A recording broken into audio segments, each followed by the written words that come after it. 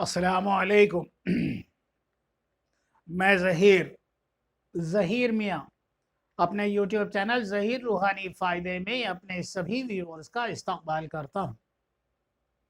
اعوذ باللہ من الشیطان الرجیم، بسم اللہ الرحمن الرحیم۔ پناہ مانگتا ہوں اللہ تبارک و تعالیٰ کی شیطان مردود سے۔ اللہ کے نام سے شروع جو نہایت مہربان رحم فرمانے والا ہے۔ یا اللہ تبارک و تعالیٰ تو رحیم ہے، تو کریم ہے، تو علیم و خبیر ہے۔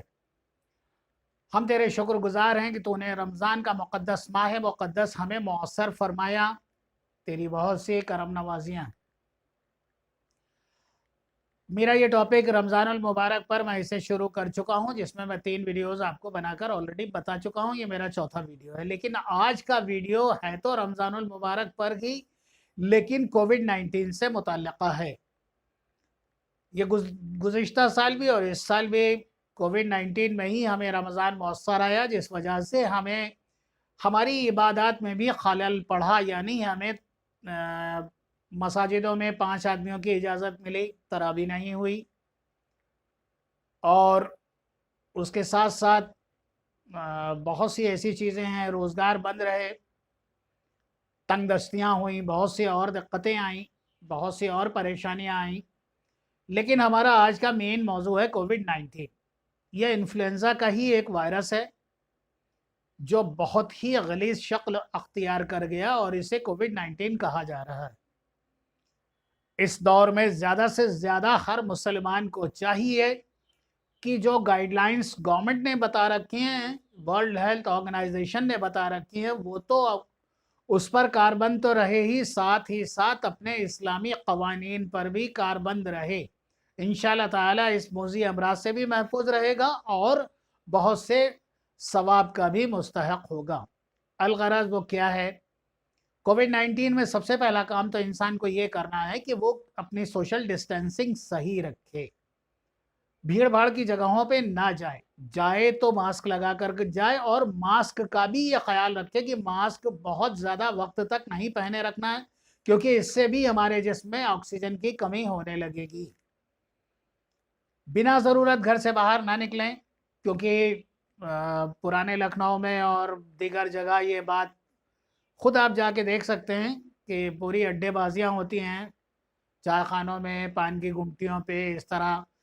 اس دنوں میں خصوصی طور سے کسی بھی طرح کی اڈے بازی سے بچیں، بھیڑ کی جگہوں میں نہ جائیں، ضروریات کی چیزیں ایسے وقت میں خریداری کرنے جائیں جب بازاروں میں کم لوگ موجود ہوں۔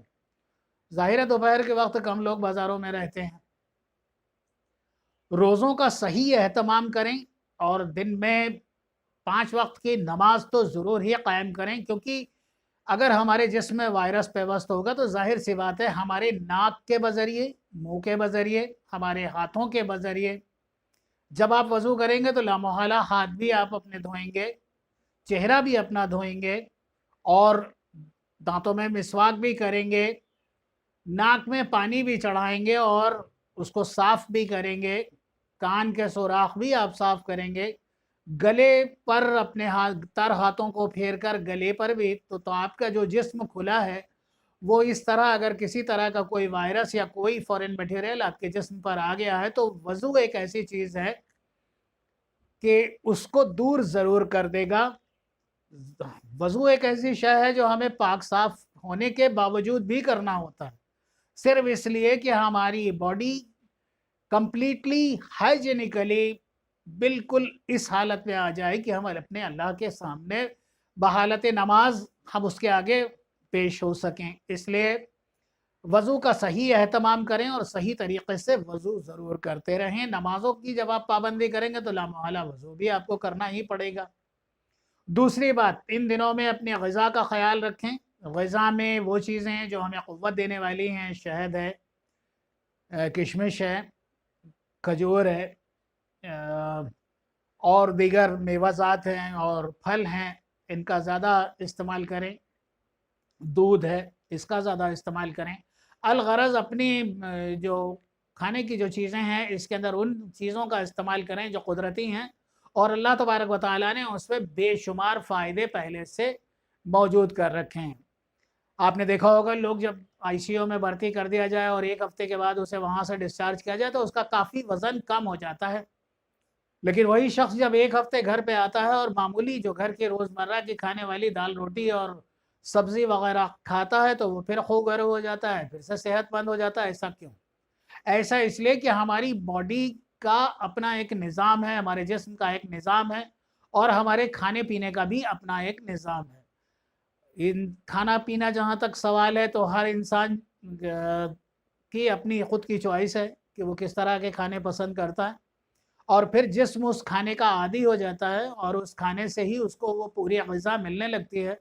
لیکن پھر بھی یہ کوشش کرنی چاہیے کہ ہماری غذا ایسی ہونی چاہیے جو ہمارے جسم کو وہ سارے نیوٹریشن دینے والی تمام چیزیں، اس کے اندر سارے وائٹامنس، منرلز، امینو ایسڈز اور دیگر جو ہماری ضروریات کی چیزیں ہیں وہ ہمیں مؤثر آتی رہیں۔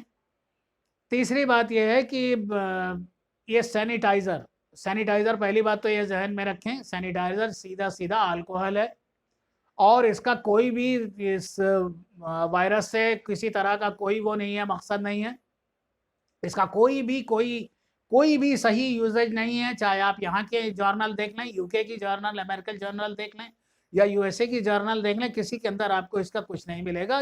سینیٹائزر کا تب یوز ہے جب ڈاکٹر ہاسپٹل میں آپریشن وغیرہ کرنے کے لیے انٹرنل باڈی پارٹ کے اندر ہاتھ ڈالنے کے لیے جاتے ہیں تو سینیٹائز کرتے ہیں، اس لیے اب اس سے بچیں، کوئی فائدہ نہیں ہے۔ اس سے بہتر ہے کہ آپ جو ہے ہینڈ واش رکھیں اور صابن رکھیں ہاتھ کو صاف کرنے کے لیے اور باقی چیزوں کو صاف کرنے کے لیے۔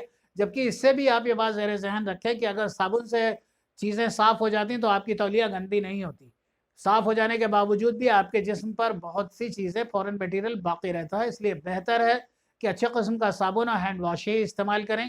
سینیٹائزر یوزلیس ہے، کوئی فائدہ نہیں ہے اس کا۔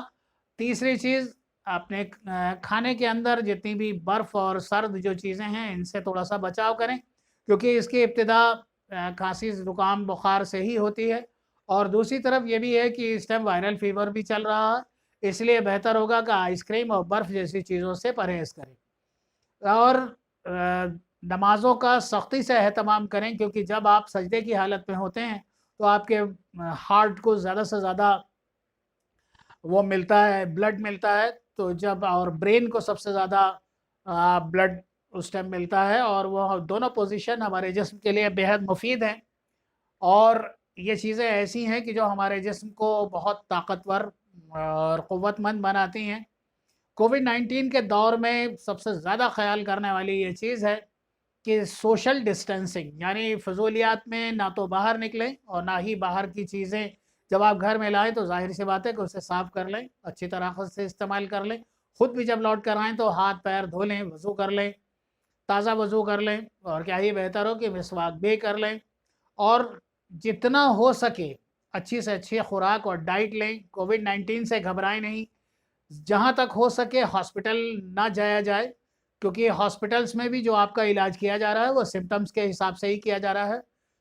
اگر کسی کو زکام ہے تو زکام کا علاج، کسی کو اگر بخار ہے تو بخار کا علاج، کسی کو کپ کپی آ رہی ہے تو اس کا علاج سمٹم کے مطابق علاج کیا جا رہا ہے، کیونکہ اس کی ابھی تک کوئی آتھینٹک دوا، کسی طرح کی کوئی ٹیبلٹ یا میڈیسن یا کسی طرح کا کوئی انجیکشن یا کسی طرح کا کوئی ویکسینیشن ابھی تک موجود نہیں ہے، اور جو ہے بھی وہ 100% ٹیسٹڈ نہیں ہے، یہ بات سب کو ظاہر ہے۔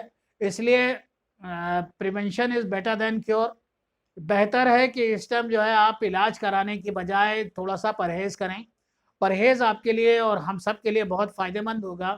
پرہیز ہی وہ شے ہے جس سے کہ اس موذی بیماری سے لڑا جا سکتا ہے، اور جو لوگ صاحب حیثیت ہیں اور اگر کوئی ایسا پریشان حال آدمی ہے یا بیمار ہے اس کے گھر میں، تو ہر مومن کا یہ فرض بنتا ہے کہ اس کی مدد کی جائے، اور جو رقم ہمیں صدقات اور فطرہ اور زکوٰۃ میں نکالنی ہے وہ ضرورت مند انسان کی دوا اور بیماری سے بچانے کے لیے اگر استعمال کی جائے تو یہ میں سمجھتا ہوں زیادہ بہتر ہوگا، کیونکہ وہ رقم انسان کی کمائی گئی انسان کے کام آئے گی اللہ تبارک و تعالیٰ کو راضی کرنے کے لیے۔ اس سے بہتر کوئی راستہ نہیں ہوگا۔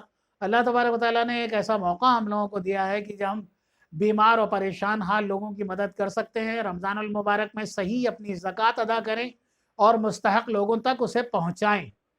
کووڈ 19 کے اس دور میں جن کے گھروں میں جن کے روزگار ختم ہو گئے ہیں، جن کے گھروں میں بہت زیادہ تنگیاں ہیں، یا بہت زیادہ پریشانیاں ہیں ان کی ہر طرح سے مدد کرنے کی کوشش کریں، ان کو ہر طرح سے سپورٹ کرنے کی کوشش کریں، ان کی تمام چیزوں کو، ان کی تمام دقتوں کو دور کرنے میں ان کے کام آئیں۔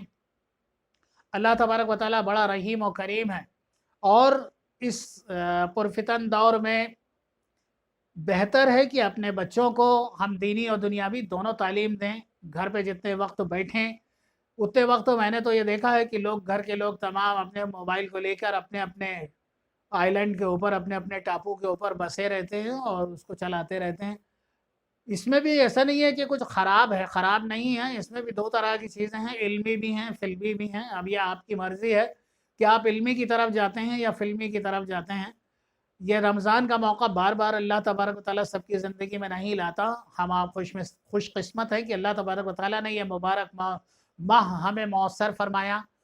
زیادہ سے زیادہ تلاوت کیجئے، روزے رکھیے، نمازوں کی پابندی کیجئے، زکوٰۃ صحیح دیجئے۔ جو زکوٰۃ آپ پر واجب آتی ہے، جتنی بنتی ہے، مناسب زکوٰۃ ضرور دیجئے، صدقات ضرور کیجئے۔ یہ اس مہینے میں دیے گئی صدقہ 70 گنا مانا جاتا ہے، 70 گنا اس کا ثواب ہے، اس کے مستحق بنیں، صدقہ ضرور دیں، کیونکہ صدقہ آئی ہوئی ناگہانی موت تک کو ٹال دیتا ہے۔